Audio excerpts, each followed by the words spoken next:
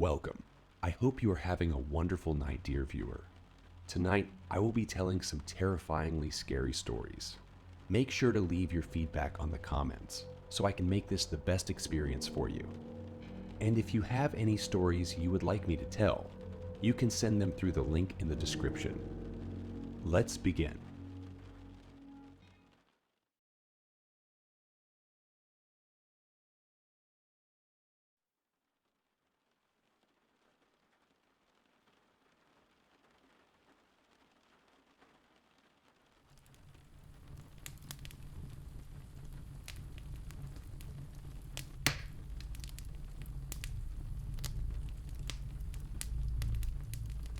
Story 1. The following is a story that took place quite a few years back now, however. It still baffles me completely, and I'd like to share it here. I was a teenager at the time, and I had been involved in scouting Boy Scouts for nearly all my life. I thoroughly enjoyed exploring with my friends, and relished the increasing trust placed in me as I grew older. It was during one of our scouting adventures that this peculiar incident occurred. Allow me to recount the details. A few years ago, I was joined by two girls named Amy and Harriet on a mission assigned to us by our leaders. We were tasked with venturing into the woods surrounding our campsite in search of a long, straight stick that would be suitable for carving into a point.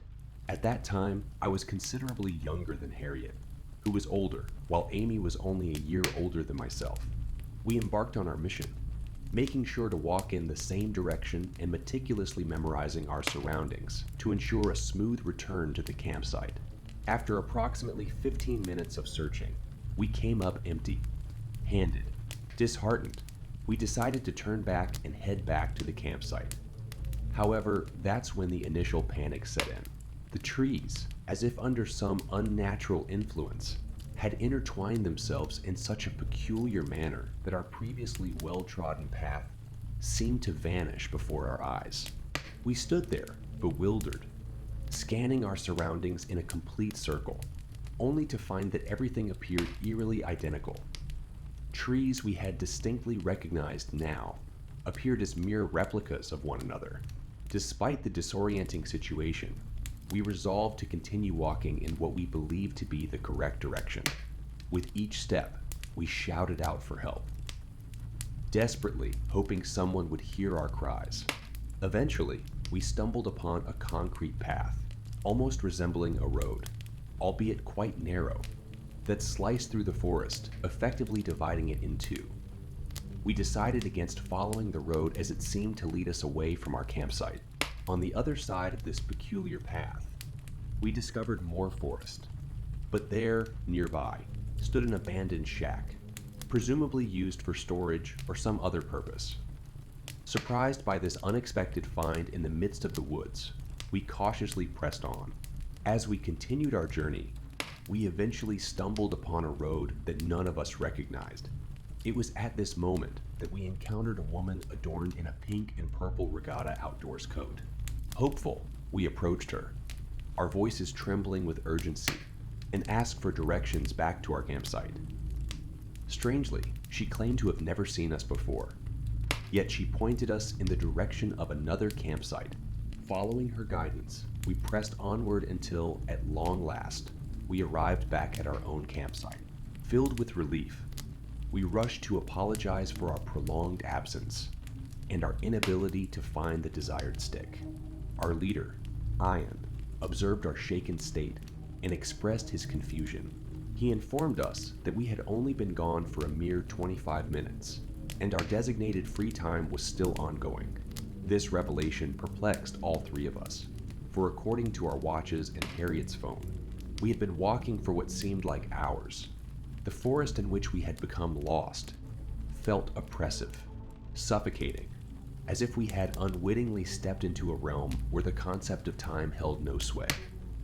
I've always had a belief in the paranormal, but this experience was unlike anything I had ever encountered or heard of before. It felt as if we had stumbled into a time vortex of sorts, where hours spent within the forest translated into mere minutes in the outside world. The sensation was profoundly disconcerting, and it stayed with me for the remainder of our camp. Even now, Years later, the memory of that bewildering day lingers in my mind, leaving me with a profound sense of wonder and intrigue. Story 2.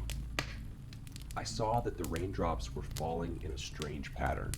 They weren't hitting the ground, but instead they were hovering in midair. It was an eerie sight, and I couldn't help but feel a chill run down my spine. The hair on the back of my neck stood on end, as if some unseen presence was watching me. I quickly scanned the area, trying to make sense of what I was seeing. It was then that I noticed a faint glow surrounding the man's lifeless body. It was a pale, ethereal light that seemed to emanate from within him. I had never seen anything like it before. As I stood there, transfixed by the bizarre scene unfolding before me, a voice whispered in my ear. It was a soft, haunting voice that sent shivers down my spine. "Why did you come here?" it asked, its words echoing in the stillness of the night. I spun around, my heart pounding in my chest, but there was no one there. The voice seemed to come from nowhere and everywhere all at once. Fear gripped me, and I fumbled for my radio to call for backup. But as I reached for the radio, a sudden gust of wind whipped through the tent, extinguishing the light on my handgun. Darkness enveloped the area, and the raindrops that had been suspended in midair began to fall, drenching me in a cold, chilling downpour. I stumbled backward, my mind racing with confusion and fear. What was happening? Was this some kind of supernatural phenomenon? I'd always considered myself a rational person, relying on facts and evidence in my line of work. But this defied any explanation I could come up with. As I regained my composure, I realized that I needed to secure the scene and call for assistance. Whatever was happening here, it was beyond my abilities to handle alone. I backed away from the man's lifeless body, my eyes never leaving the spot where his head once was. With trembling hands, I radioed dispatch, my voice shaking as I relayed the situation. I requested additional units and asked for someone from the coroner's office to come to the scene. I needed answers, and I hoped that they would provide some clarity to this macabre and otherworldly encounter. As I waited for backup to arrive, I couldn't shake the feeling that I was being watched. The rain continued to pour, and the atmosphere was heavy with an inexplicable energy. I glanced up once more, searching the darkness above me. But there was nothing there, only the relentless downpour and a sense of foreboding that clung to the air. That night, I experienced something that would stay with me forever. It was a chilling reminder that there are forces at play in this world that defy our understanding.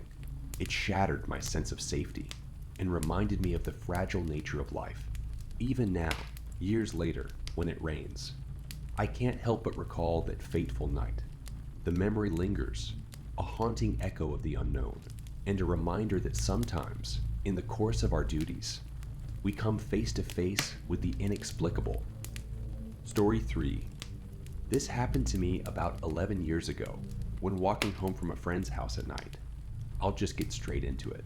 I used to live in a rural part of the UK and have lived in rural areas most of my life, so I was used to long walks, occasionally at night, especially before I could drive. They never bothered me too much. I'd get creeped out occasionally, but this one night was the most terrifying experience I ever had. There was this one friend who used to live roughly 3 miles away from my house.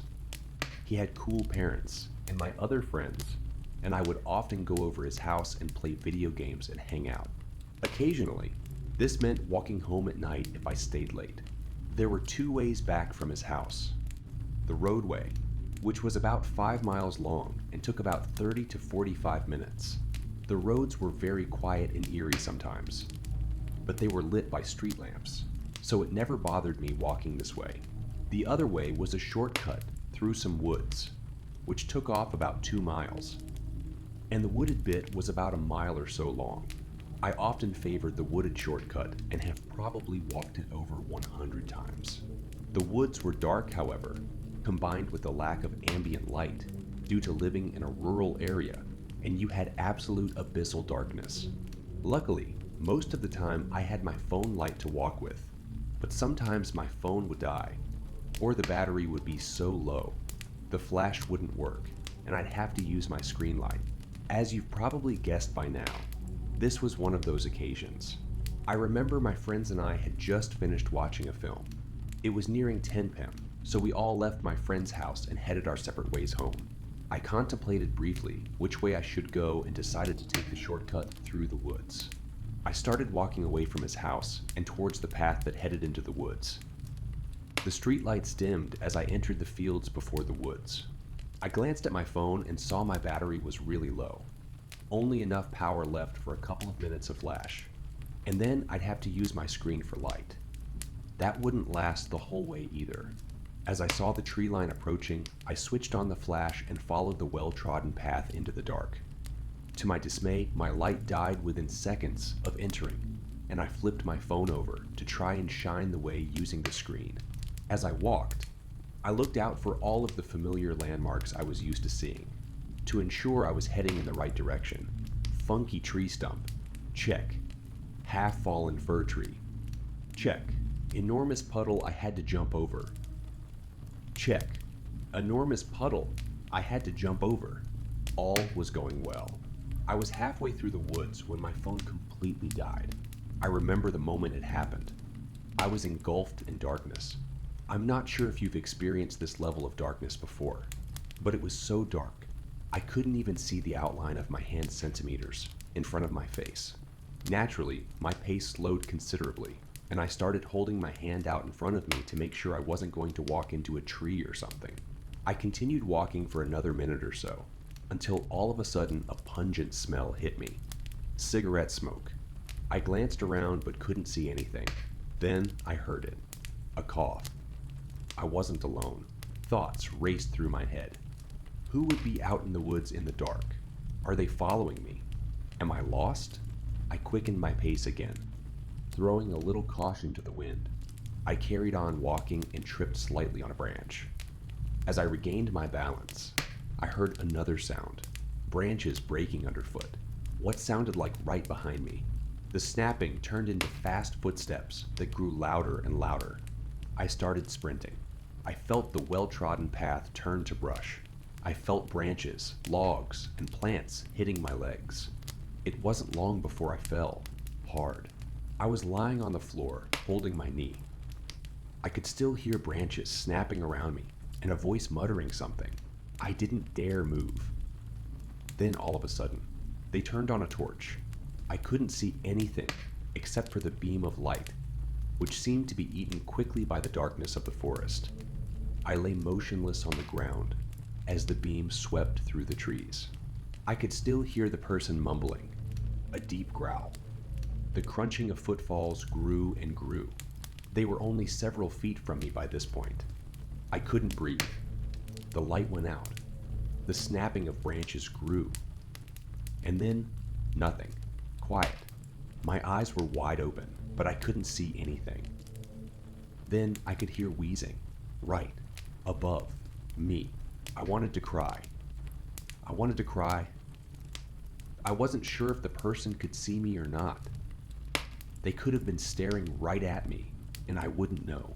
This carried on for about 5 minutes, until the crunching of leaves and snapping of twigs started up again and got fainter and fainter as they moved away from me.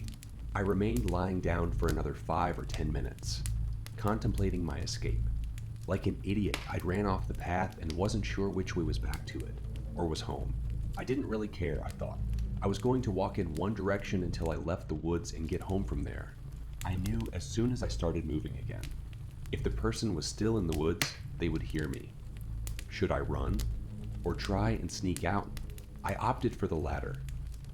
I slowly rose to my feet, listening constantly to my surroundings, picked a direction and started walking.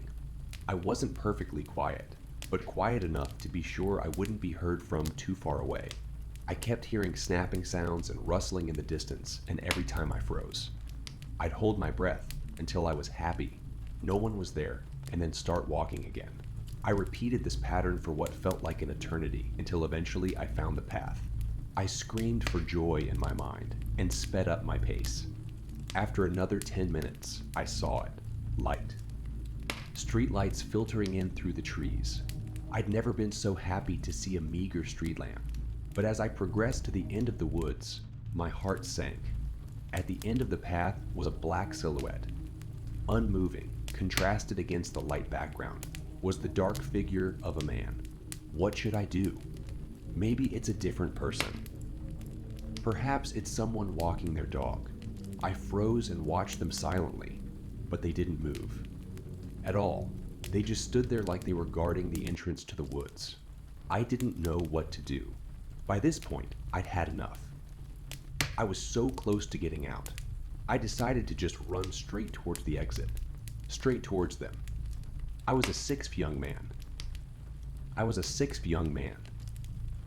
If they wanted to stop me, they'd have a hard job of it, I thought. So that's what I did. I started sprinting.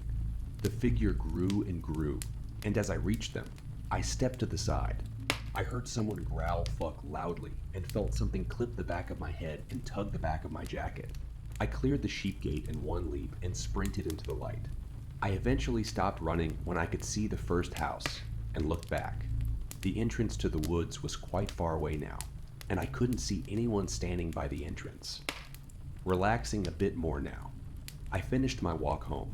That's pretty much it. I know I could have overreacted.